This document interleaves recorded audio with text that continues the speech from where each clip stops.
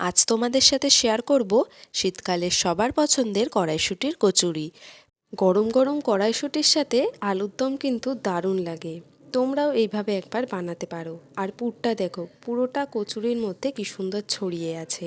তোমরাও এইভাবে বানিও কিন্তু। প্রথমে কড়াইশুঁটি, লঙ্কা আর আদা পেস্ট করে নেব। এদিকে ময়দাটা জোয়ান, নুন, তেল আর পরিমাণ মতো জল দিয়ে ময়াম দিয়ে মেখে নেব। এবার তেলে হিং ফোড়ন দিয়ে ওই পেস্ট দিয়ে নাড়তে থাকবো আর স্বাদ মতো নুন দেব।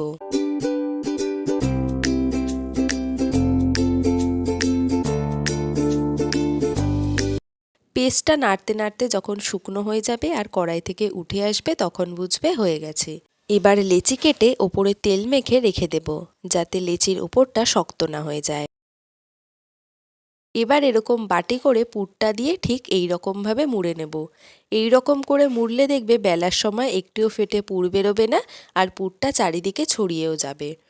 আয়েশা কমেন্ট করেছিলে ভিডিওতে তোমার নামটা নিতে, তো আয়েশা তোমার নামটা আমি নিলাম। তোমরা অনেকে আমুল আইসক্রিমও ট্রাই করতে বলেছো, সেই ভিডিও খুব তাড়াতাড়ি শেয়ার করব। আমুল আইসক্রিম ট্রাই করতে তাসনিমও বলেছো, তো তাসনিম তোমার নামটাও নিলাম। নেক্সট কী কী রেসিপি দেখতে চাও সেটাও কিন্তু আমাকে অবশ্যই কমেন্ট করে জানিও।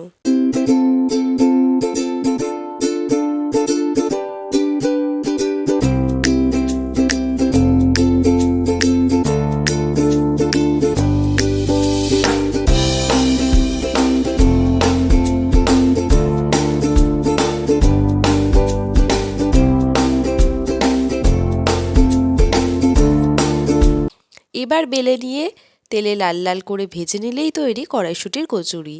আর আমি বেলেছি যে দেখো, একটুও কিন্তু ফেটে পুর বেরোয়নি আর পুরটাও চারিদিকে কি সুন্দর ছড়িয়ে আছে। তোমরা এইভাবে কিন্তু একবার অবশ্যই ট্রাই করো।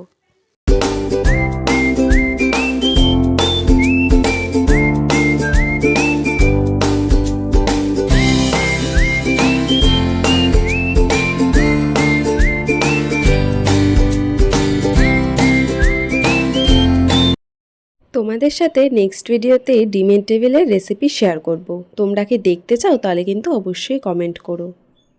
গ্যাসের ফ্লেমটা মিডিয়াম টু হাই ফ্লেমে রাখবে। আর কচুরিগুলো দেখো কি সুন্দর বেলুনের মতো ফুলেছে না।